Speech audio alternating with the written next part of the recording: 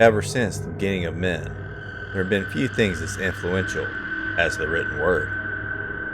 From inspiring the masses to educating the individuals. But for one man, this mere ink on paper will become something much more. Where he will be able to change the world around him. But will it be something good? Or will he instead unleash something much more sinister? For this man is named Alan Wake.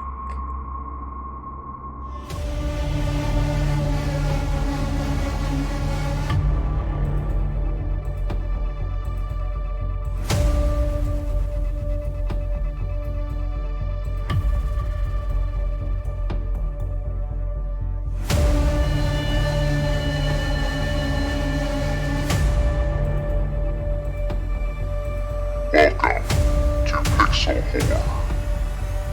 Please be warned before you hit A to continue that there is no pausing and there is no exiting.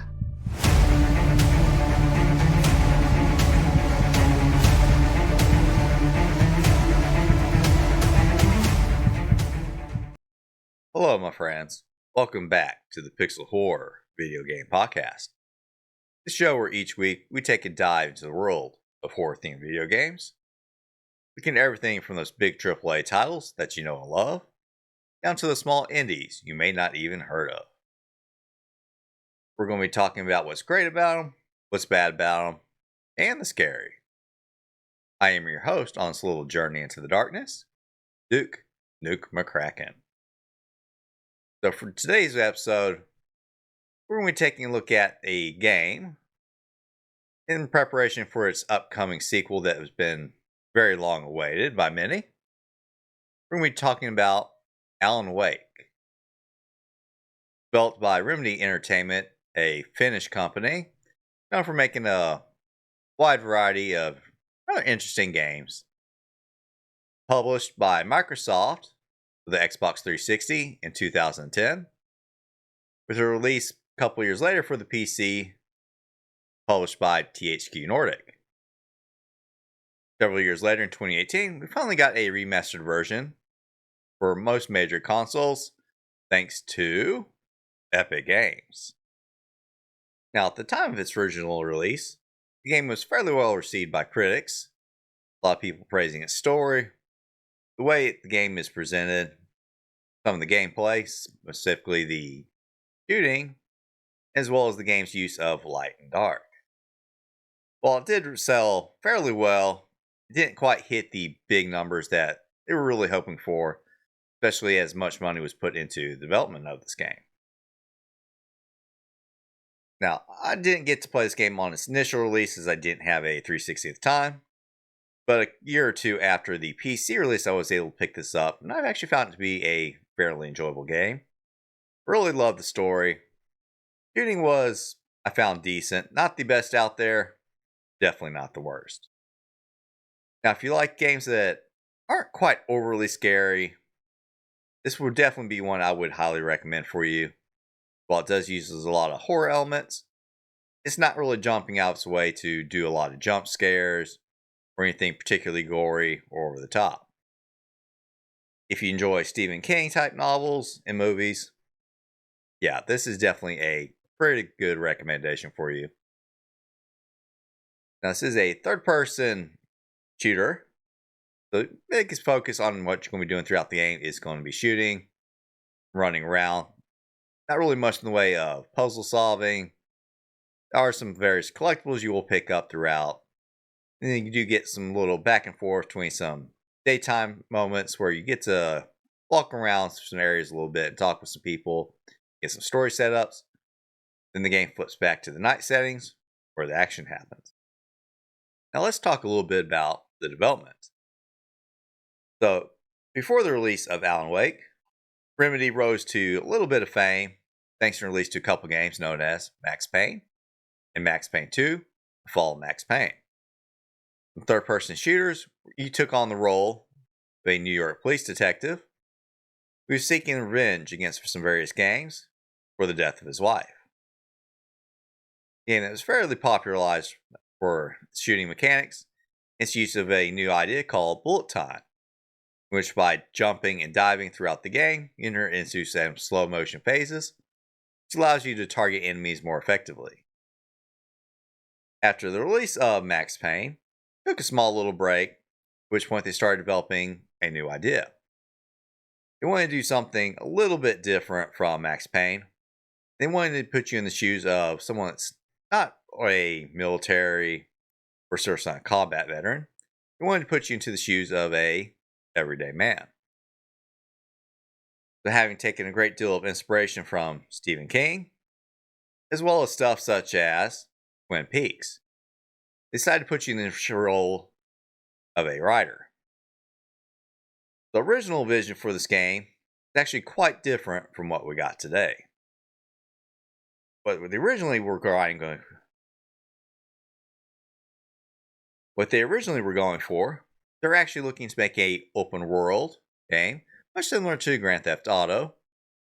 It was going to be a heavy emphasis on survival. The game was to feature a traditional day and night cycle, with the intention during the day, you'd go out and explore the world and pick up various items, resources, which you would take back to a little base area, where you would use those items to create various torches and lamps where you'd fend off enemies during the night. The first 3 years on this development, that's kind of what they were pushing for, making it for everything that was fairly large and ambitious. In fact, if you go back and look at various YouTubes for original showings of this game, you can actually see some of these elements. And when they first show this game off behind the scenes, in order to help push a little bit of enthusiasm for this game, as well as to help look for a publisher for it, this was kind of what they was showing off.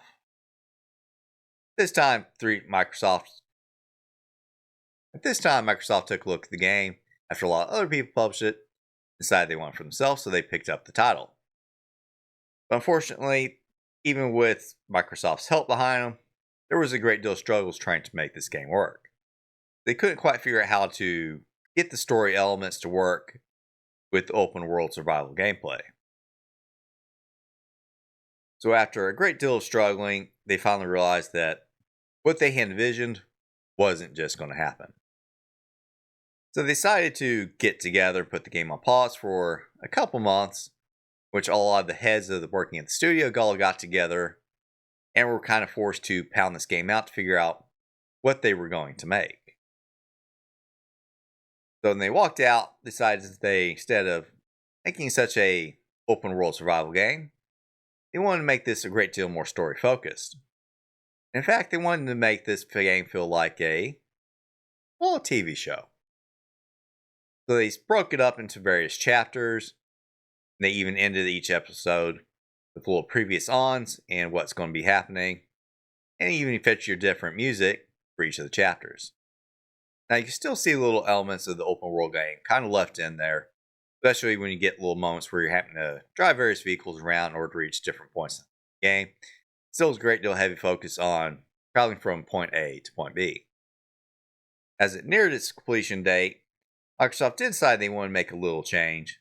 They didn't want to release this game for the PC like it was originally intended to be. They wanted this to be a 360 exclusive title. And it's not quite what Remedy wanted. They decided to go with it because, hey, Microsoft's putting money out there for it. So the game released, it was pretty well received. Received enough that they even released a couple of DLCs that were supposed to bridge the gap between their intended sequel. But unfortunately, that sequel never quite came to fruition, mostly because the game didn't bring in quite the money it was hoping for, even with the release for the PC a couple of years later. Now, we did see little bits of elements of the sequel that they intended to make, did finally get used for another little game they called Quantum Break. But thankfully, here we are, 13 years later, and we're finally getting a sequel to this game that a lot of people have been waiting for a very long time. And it's not going to be more of a third-person shooter.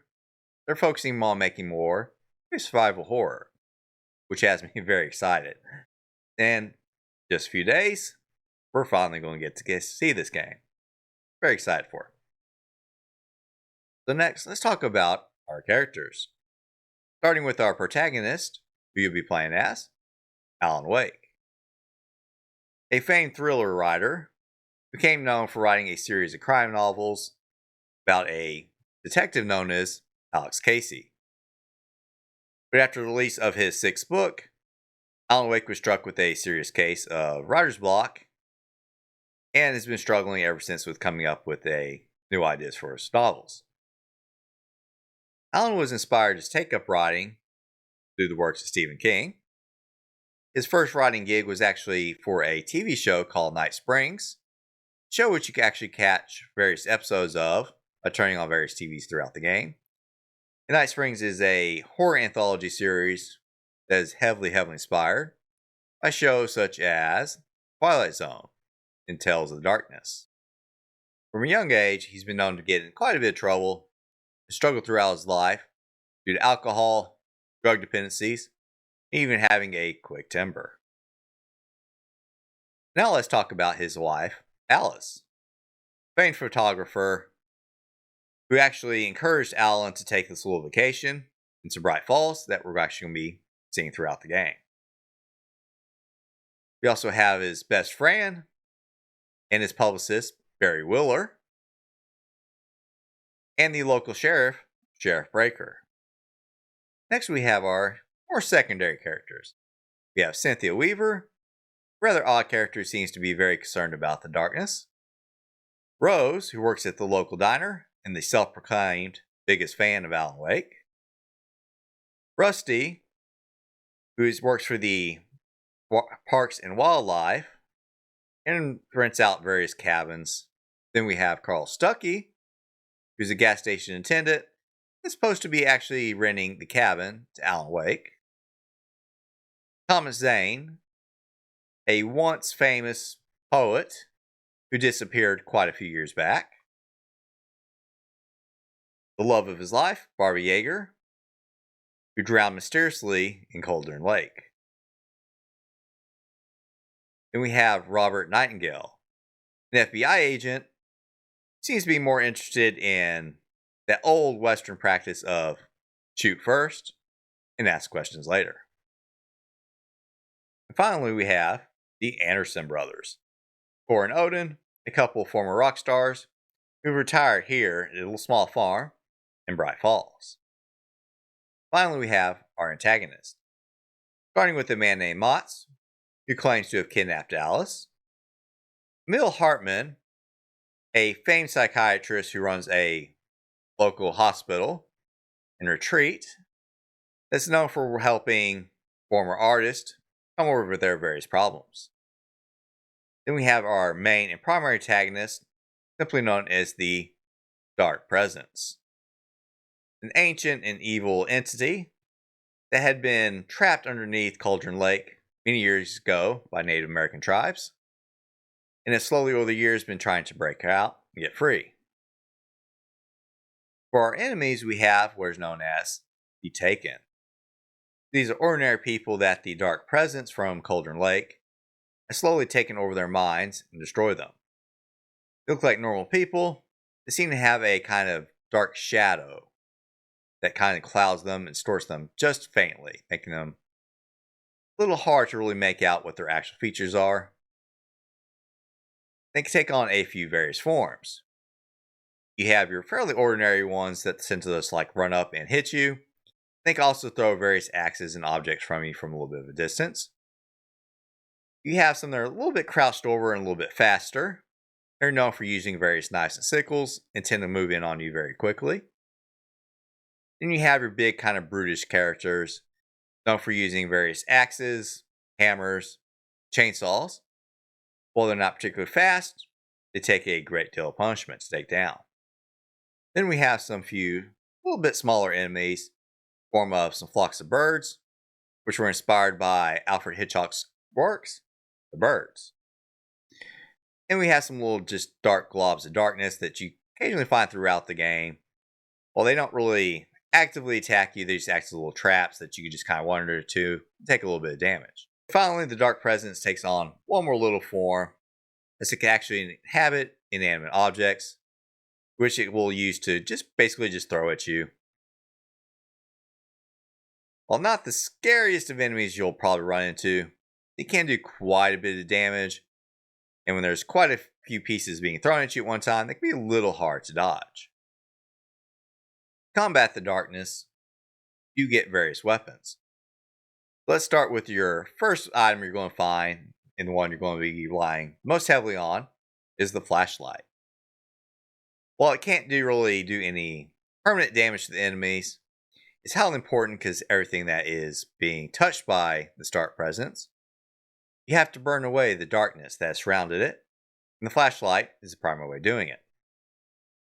While the flashlight does have an infinite battery, you will need to use a focus feature on it in order to burn away the darkness much more quickly, and it does burn the battery up, but you can find various replacement batteries you can place in there, or you can actually just wait for it to recharge on its own. Once you've burned away the darkness, you're going to use more conventional weapons.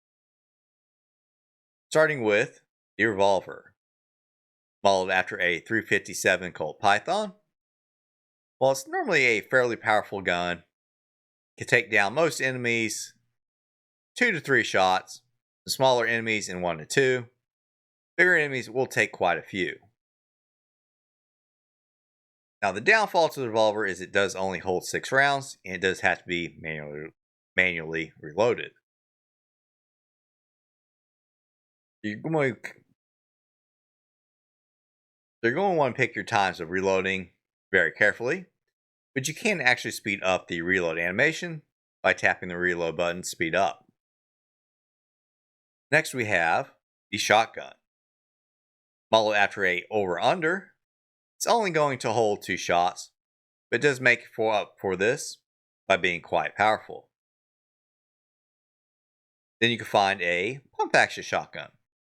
While a little bit weaker than the over-under, it can hold up to 8 shells. It can make it very, very valuable when dealing with large groups of enemies. Then your final conventional weapon is the rifle. While it's very, very powerful, ammo for it, though, is going to be probably the rarest ones you're going to find throughout the game. And it doesn't have quite the inherent spread of the shotguns. While it's great against taking on single large bosses, shotgun can prove a little bit more valuable as it can hit multiple enemies. Now, to supplement your conventional weapons, you can get a couple of out of the ordinary weapons. Starting with the flare gun. Now, due to the enemy's weakness to bright lights, flare gun is a very powerful enemy. You can even dispatch certain enemies in one hit. When you do find these, make sure you save these for very important moments. Then you have the flares, which is basically a traditional handheld flare. While you're not going to be able to kill any enemies with it, it can help for a little bit of crowd control, as once you pop a flare, enemies will start backing away from you. And it can be used to take down their shields, even though it's very slow to do so. And finally, you have the flashbang grenades. These are very powerful and very useful, and can actually kill enemies instantly, or do very heavy damage to tougher ones. Make sure you save these for very important moments, and try to group together enemies when you can before you pop them. Now for the gameplay, we're primarily going to be moving back and forth between 2 different types of styles of play. You're going to have your daytime moments where you get to actually kind of walk around, talk to various key people, and learn a little bit about the town and what's going on, which will then be followed up by the nighttime sequences, during which the darkness will actually be actively hunting you, and you're going to have to be fighting for your survival. You're going to be picking up a few various collectibles, starting with some thermoses, which don't really get you anything. It's just a fun little thing to pick up. And you can earn various trophies or achievements depending on the platform you're playing on. But more importantly, you will find various manuscripts. So I'll actually give you a little bit of various hints about what's coming up in the game. It plays a vital role in the story. And the game is going to be broken up into 6 chapters, with ending credits, previous on scenes to kind of mimic the TV show, sort of feeling like Twin Peaks that they were going for. Now let's talk about the part of the game that I enjoyed the most. Let's dive into the story. So we start with Alan Wake narrating, which we're going to see a lot of throughout the game, as he recounts the story of a dream that he had a few weeks before the start of the game. While driving quickly down through a forest and a tunnel, he ends up accidentally running over a poor homeless man that admittedly is kind of just standing out in the middle of the road.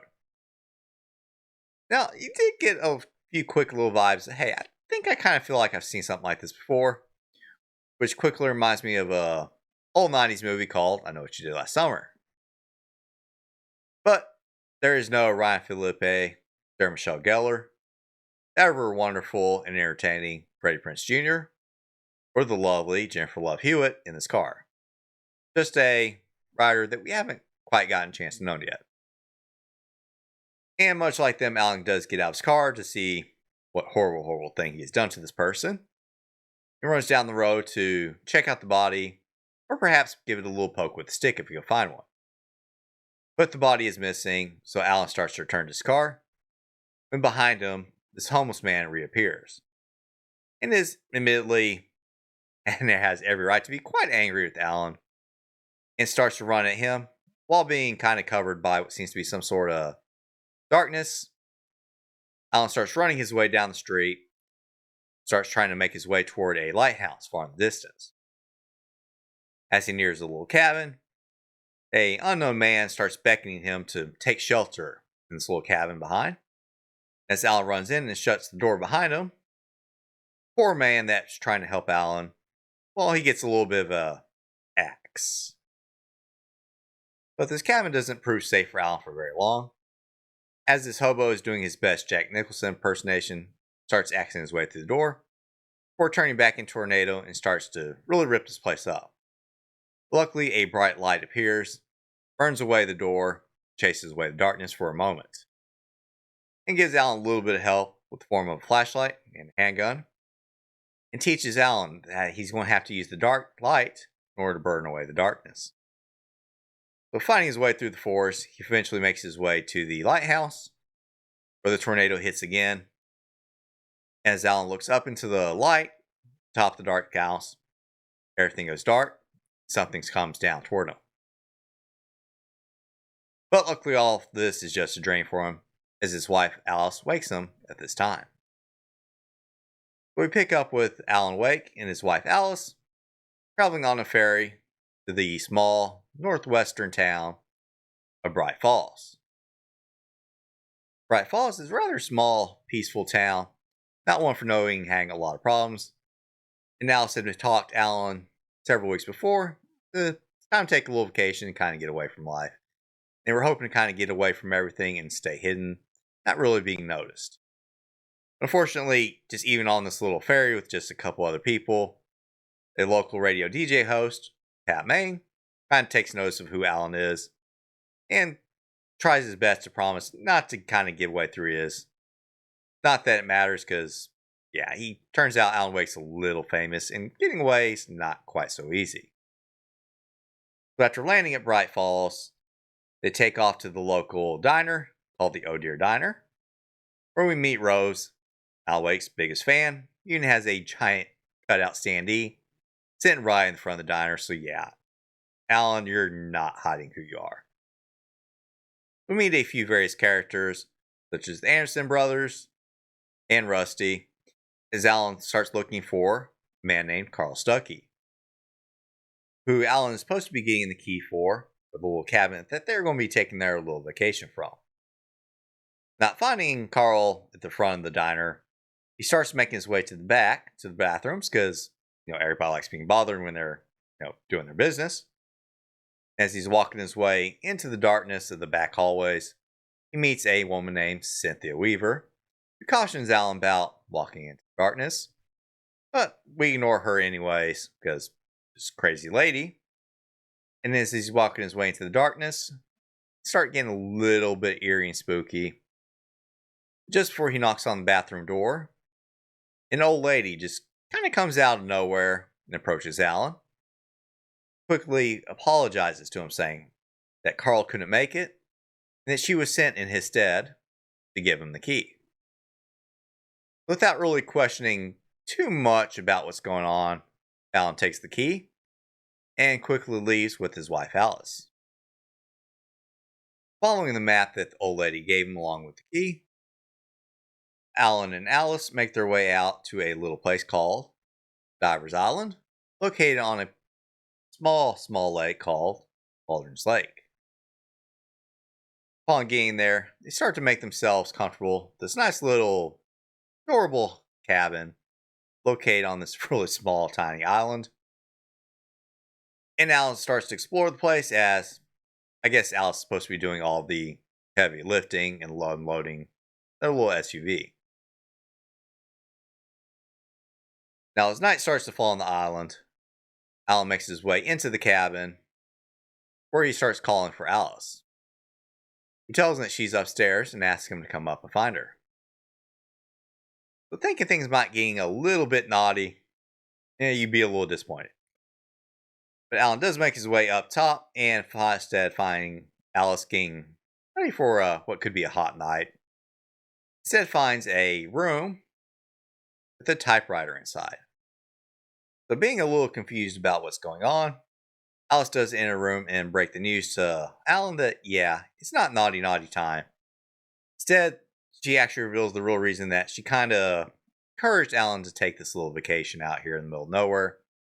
And she was kind of hoping that he would use this moment to kind of do a little bit of writing and see if he could probably break this writer's block, which has been troubling him for a couple of years now. Now, Alan behaves in a way that I think a lot of men would do. I know I would. Anyone who tries to basically just help them as they care about them and want them to overcome what they're coming through, Alan responds with anger. And he yells and berates Alice for trying to help him in any particular way, as as any man should. You should, try and ignore your problems. So he storms out, knowing that Alice won't follow him, as she has a fairly strong fear of the darkness. And while standing out on the little bridge going into the lake, and feeling maybe a little guilty for the way he behaved, Alan hears Alice screaming in the distance as the light for the cabins quickly go out. Running inside, Alan finds the cabin empty, and bursting into the back side door of the cabin, he sees Alice being pulled into the lake, and Alan dives inside right after her. But as he hits the water, everything turns to black. Alan awakens, feels fairly confused, as he is not in the cabin or even at the lake, as he is in his SUV, hanging very precariously off of the edge, and finding, he almost probably could have died. So he breaks out of his little SUV just before it crashes off the edge, and not sure what's going on, starts making his way to a gas station in the distance. Well, instead of following the road, which most normal people would have, he decides to take a little shortcut through the forest. Now, walking his way through his forest, he starts finding various pages scattered throughout. Picking them up, he realizes that these are pages that he himself had written. Pages of a story he does not remember having ever wrote. Even more odd is these pages seem to be contain not just some weird fictional story. It seems to be about events that are happening. Now, as he's making his way through the forest, he starts making his way through a loggers camp, where he finally gets to meet Carl Stuckey. But Carl's doesn't seem to be quite right, as he seems to be yelling and going off about just odd random things. And as Alan starts to approach him, Carl turns and grows very violent. And even more, it seems to be a little hard to make out some sort of darkness, like some sort of smoke or shadow seems to be covering him.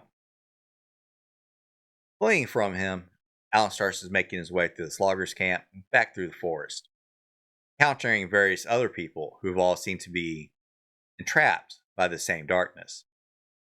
Eventually, Alan's able to find a flashlight, as well as a handgun, and is able to defend himself from these beings, as they seem to only have one thing on their mind. That is to chop his head off. With several people put down, and a poor Call Stucky put out of his misery, Alan's finally able to make his way to that gas station they saw in the distance. But upon getting there, he sees the sign for the local Deer Fest and realizes that something isn't quite right. According to the dates that's on this little float, the Deer Fest is just a couple days away, which means that somewhere Alan Wake had lost an entire week of his life. Though confused and desperate to help his wife Alice, Alan makes his way into the abandoned gas station, calls the police to get help. At which point, we meet Sheriff Sarah Breaker, who approaches Alan asking what happened, and he tries to tell her that his wife has gone missing, and that he had been staying at Cauldron Lake, which confuses Sarah a great deal, as there was no island at Cauldron Lake. In order to help Alan try to overcome his confusion, takes him there and shows him that, he might just be a little bit crazy. The next day, we find ourselves at the local police station. And after being bandaged up by a doctor, Sheriff Sarah starts to kind of interrogate us a little bit, trying to figure out what's going on. But being a little afraid of admitting what all the odd stuff that's been going on, that he won't get the help that he needs, Alan just kind of hides a lot of the truth and says he doesn't really remember what's going on. While trying to clear his head, Alan receives a little phone call from a mysterious man. He makes claims that he has Alice, and that if he wants to get her back, Alan's going to have to meet him at the place known as Lover's Peak at the local wildlife park. At this point, while trying to make his way out of the police station, we meet A1 Dr. Emil Hartman, a psychiatrist who runs a local retreat that's known for helping various artists, who tells Alan that he had been in contact with Alice and that she was trying to help set up an appointment for Dr. Emil to help Alan, and wants to kind of help Alan figure out what's going on at this time. Now, during all of this, as Alan's trying to figure out how to get away from the police station, his best friend and publicist, A1 wonderful Barry Wheeler, shows up and helps Alan get away. Alan, while initially hesitant to reveal to Barry all the odd things that did go on, eventually decides to be truthful with him. Even though Barry thinks that Alan pretty much just lost his mind, they decide to head off to the local wildlife park, where they rent a cabin and wait for nightfall. Once night falls, Alan asks Barry to stay behind, as he was supposed to approach the kidnapper alone, heads off and starts making his way to Lover's Peak. But as he's making his way to the wildlife center, large and strange noises start happening. When Alan gets there, he finds that something seems to have attacked the center, and poor Rusty has been very badly hurt. Alan tries to help Rusty what he can, but Rusty is fairly confused, as everything that happened to him is stuff that he had read in some pages that he just found laying around. Asking Alan to go turn on the lights, Alan makes his way to the office, but finds an axe embedded in the circuit breaker, and returns back to help Rusty what he can, but at this time, Rusty has disappeared. With no other choice but to just move on, Alan starts making his way out the back of this little center, where he's attacked by a now possessed Rusty, as well as a bunch of other people. So fighting them off, Alan starts running his way through this national forest, making his way to Peak, all the while having to fight off various people who've all been taken by the darkness. Finally making his way to Lover's Peak, Alan meets this stranger, a man known as Motts. Having lost his gun just before meeting Motts, and refusing to give the gun to Alan so he could help fend off the wave of Taken. They're now attacking them.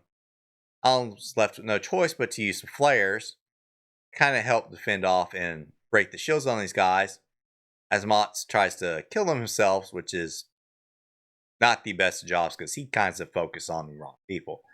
But eventually you do get everybody killed, and Motts reveals to Alan that if he wants to save Alice, he's going to have to bring him the entire complete manuscript, the pages that Alan's been picking up.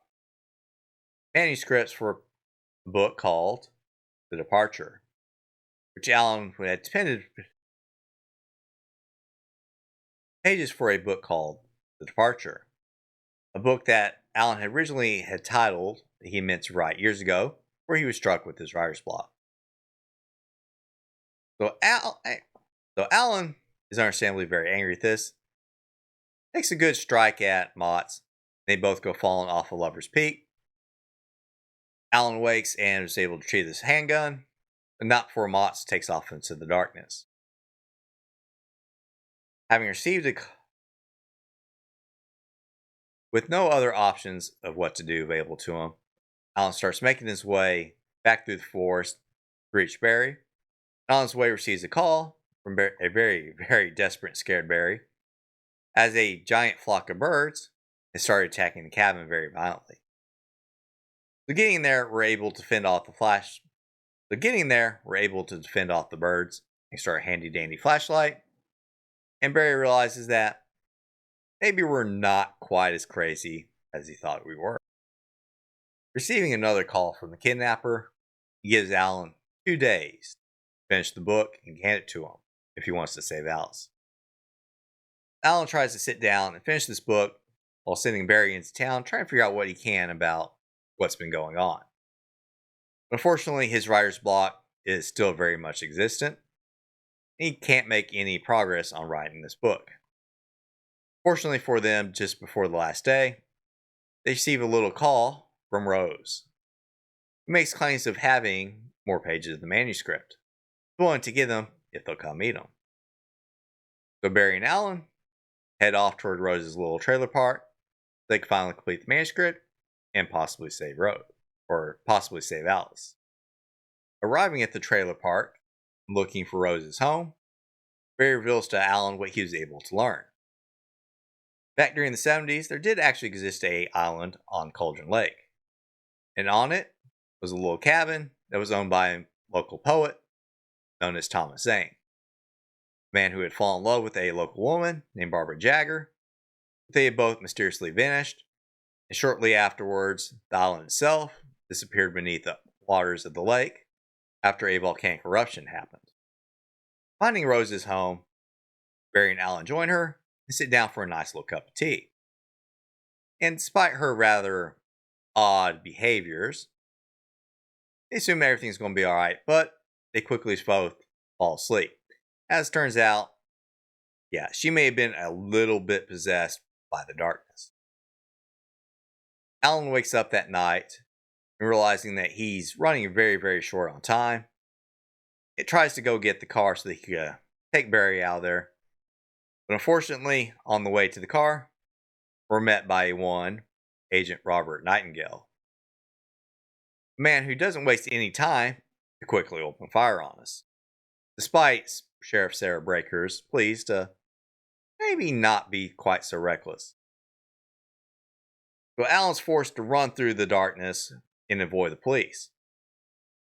But turns out, not everything is so easy for the police, because while they're hunting Alan, the darkness starts to regain its strength and seems to start attacking the police themselves. With no idea of where else to go at this time, Alan sees a radio tower in the distance and decides to make his way toward it, hoping to gain some help from the local DJ, Pat Main. Now, Pat seemed like a nice guy, but unfortunately, when we get there, very quick to announce over the radio that, hey, Alan Wake's here, which ends up alerting all the local police to where he is, and they all show up. Robert Nightingale pulls his usual routine and immediately opens fire once again. Making his way through the darkness, Alan receives another phone call from Alice. But she doesn't seem quite herself during this call. But with everything going on, Alan really doesn't have much chance to really think about this. As he's stumbling through the darkness, he finally finds himself attacked at another little, it seems to be a lumber yard, by a bulldozer that has been attacked by the dark. Having evaded the FBI agent once again, Alan starts making his way through the forest as he's looking for some sort of vehicle or something that he can make his way to the meeting. As he's stumbling through the darkness, he receives yet another phone call from his wife Alice. But something in her voice doesn't seem quite right to Alan. But he doesn't get much chance to really ponder on this, as he finds himself being attacked by a bulldozer, one that's been possessed by the Stark presence. Managing to just barely defeat this thing, Alan's able to find a car just as the sun starts to rise. Driving our way to the coal mine, Alan makes it there a few hours before the meeting starts and waits inside one of the buildings. Unfortunately for Alan, Mott, who is the kidnapper, never arrives. So as darkness falls once again, we receive yet another phone call from Mott, who tells Alan he's got to meet him at yet another peak.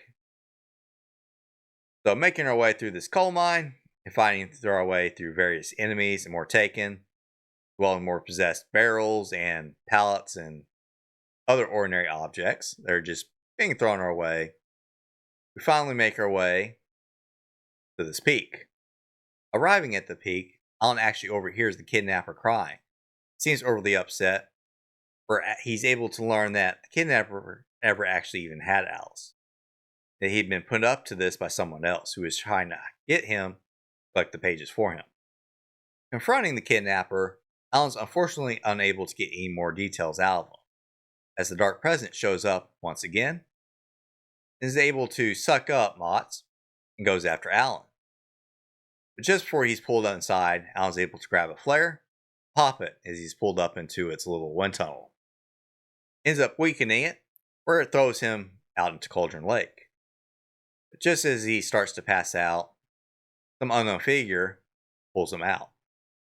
Suffering from various visions, Alan awakens and finds himself in Cauldron Lake Lodge, a former hotel that Dr. Emil Hartman had turned into a mental institute for help struggling artists. It takes Alan a little tour of the place and reveals to Alan that he believes that Alice had actually been killed and drowned in the lake. He was trying to help Alan come to terms with all of the various things he saw. He believed they were all just things that he made up and saw in his mind. While on this tour, they meet the Anderson brothers once again, Thor and Odin. While Hartman takes a little excuse to go check on why the power seems to be going on and off, the Anderson brothers reveal to Alan that they have something for him that he may need in order to combat the darkness.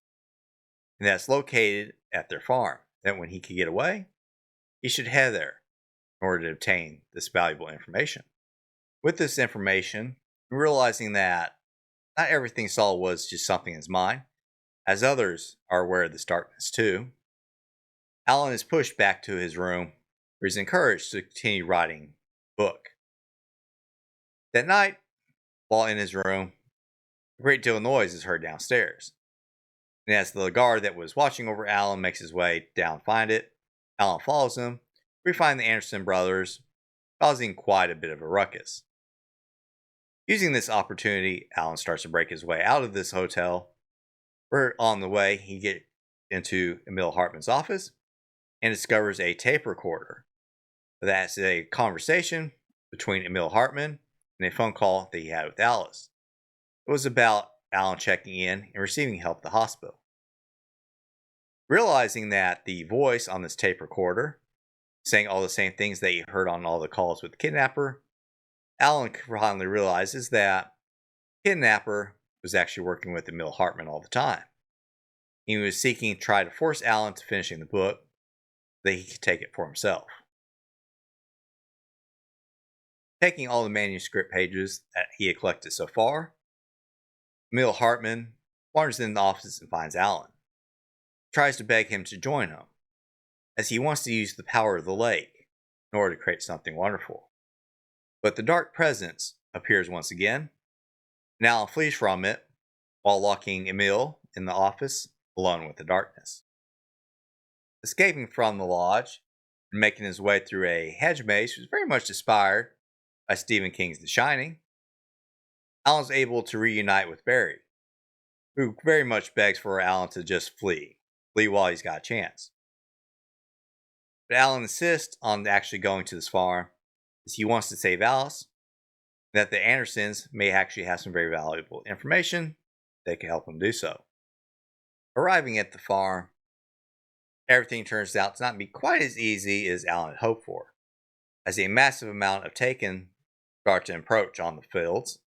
Fortunately for Barry and Alan, a huge stage had been built by the Anderson quite a while ago. They were very famous rock stars. And using all the various stage lights and fireworks, Barry and Alan are able to successfully defend off massive waves of taken. Entering the house, they turn on the lights and a song starts playing. Listening to it, Alan quickly realizes that this Lady of the Little Light that they keep singing about is actually none other than the one Cynthia Weaver, and that she must possess the item that they need in order to confront the darkness. So waiting for dawn, where they leave the farmhouse, Barry and Alan decide to try out some of the Andersons' famous moonshine. Moonshine that was made from water from Cauldron Lake.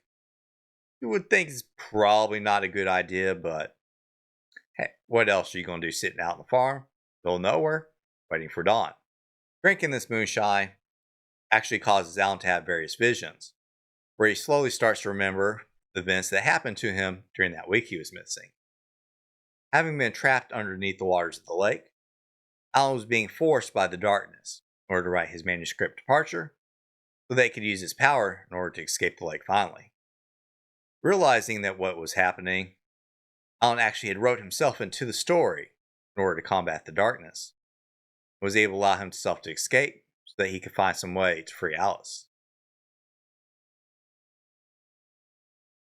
When morning finally does arrive, Alan reawakens from his visions, finds Agent Nightingale standing over him. This time, Nightingale shows a little bit of common sense and actually arrests us, instead of just opening fire on us. So we're taken in to the local police station, where Nightingale, Sheriff Breaker, are trying to investigate us and figure out what's going on.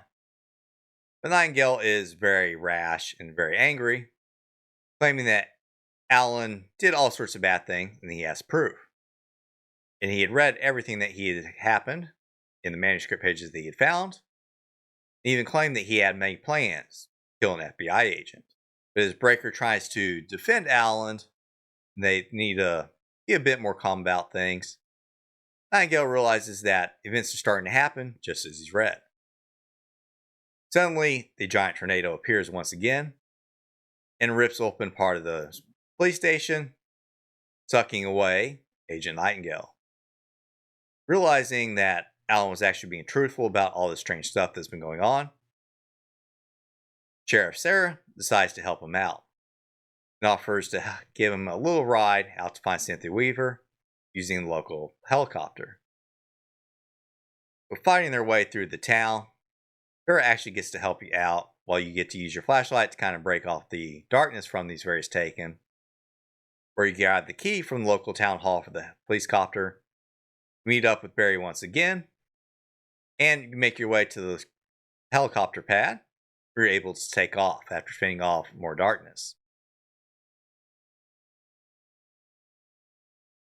Flying off to the local power station, where Cynthia Weaver oddly makes her home, Alan's accidentally knocked out of the helicopter due to a bird attack. Finding her way through the darkness to the power station, especially with a great deal of help from Sarah using the police copter's spotlight, finally able to meet up with Cynthia Weaver. It reveals that she had been trusted with an object many years ago from a good friend of hers, a one Thomas Zane. And this object is hidden in a place known as the Well-Lit Room, which is actually located inside Cauldron Lake Dam. Telling Alan that they need to shut off the power at the power station so that they can use some tunnels that actually will lead them to the dam. I was able to successfully shut it off, but as they're making their way down the tunnels, he receives another call from Barry, for which they hear a crash as another group of birds had attacked the helicopter. Alan, not wanting to leave his friend and Sheriff Sarah behind, leaves Cynthia behind in the tunnel as she makes her way down so he can go rescue them. Together, they leave the wreckage of the helicopter and make their way through the darkness once again and fight their ways to Cauldron Lake Dam, where they're able to meet up with Cynthia Weaver once again.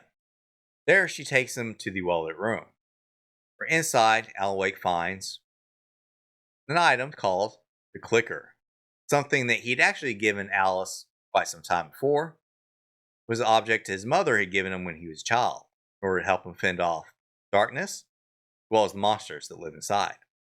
Also is a page that was written by Thomas Zane himself, which told Alan that he had written the clicker to existence in order to have something to combat the darkness. And he had written these events that brought Alan here, so the darkness could finally be defeated by him. Realizing that Alan needs to fight this himself, and he has to follow the events that were written in the pages. He says farewell to Barry and Sarah, and leaves the dam, and makes his way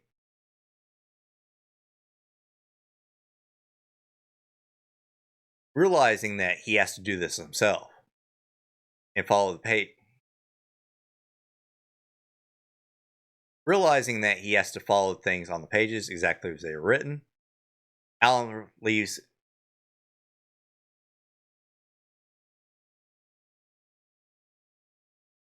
Realizing that he has to follow the events as they were written on the pages, Alan bids farewell to Alice and Sarah Breaker and leaves the dam.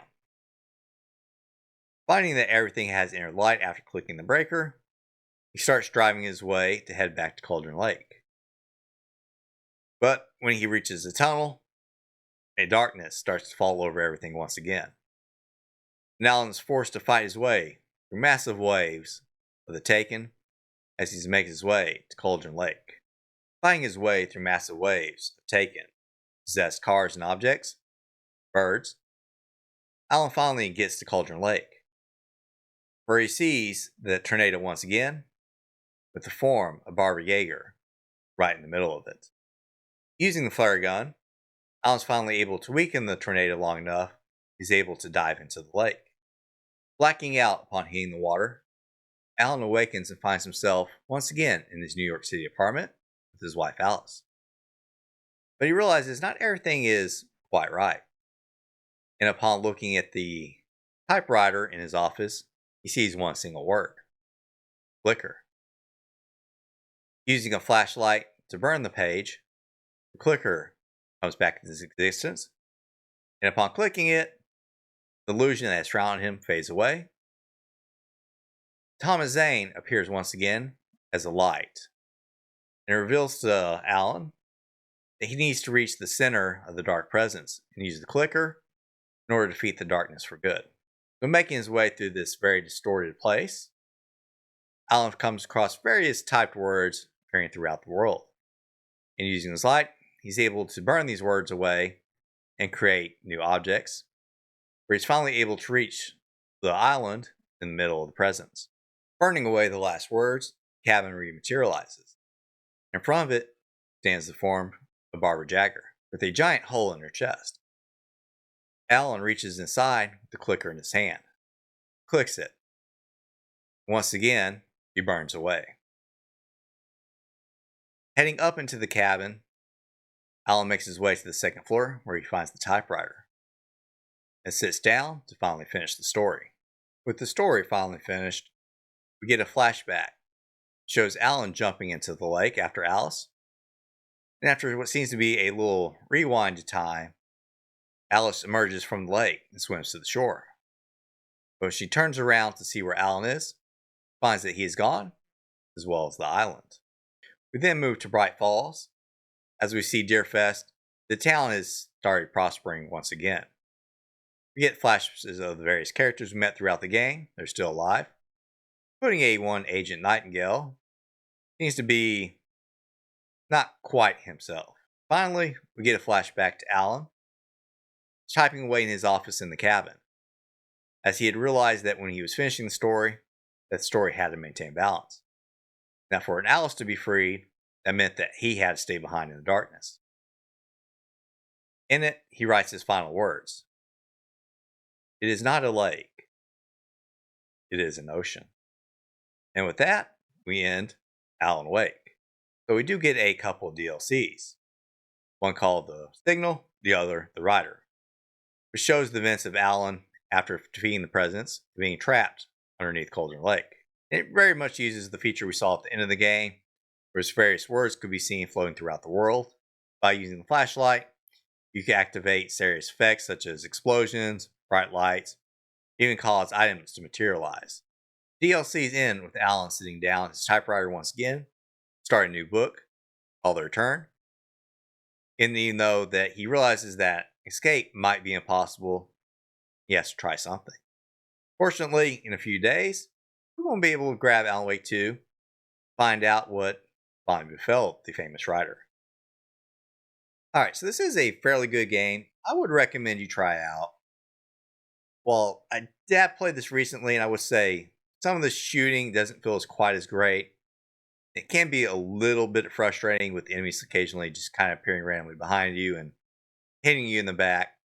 Still a fairly enjoyable game that does hold up fairly well. So we're going to be picking back up with our original plans.